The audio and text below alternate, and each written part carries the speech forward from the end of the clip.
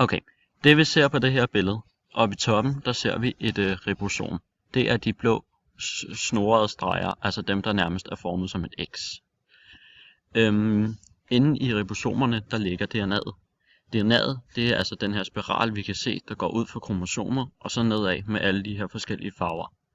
De forskellige farver, de symboliserer basepar.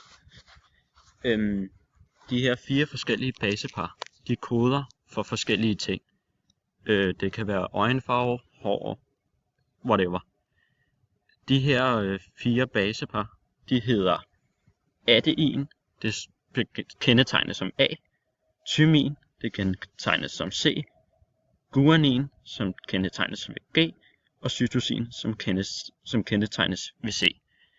Det skal dog siges, at det kun er A og T og T og A, der kan gå sammen, og G og C og C og G kan gå sammen.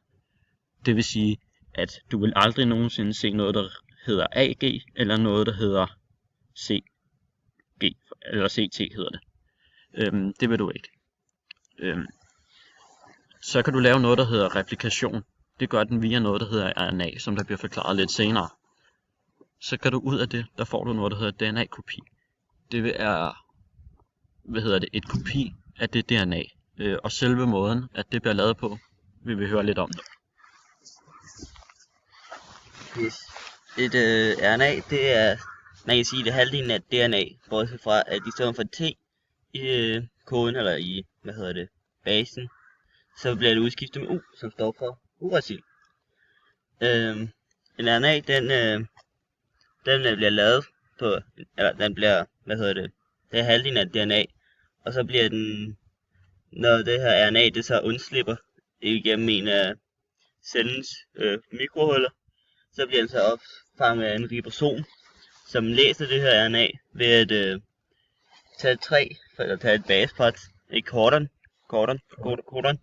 ved at tage et codon, det vil sådan være ACC, så tager den de 3 og laver det om til et protein. Og det bliver den ved med, indtil der ikke er mere RNA tilbage.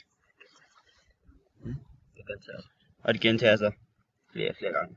Det skal også siges, at DNA'et, det kan du finde inde i selve cellekernen.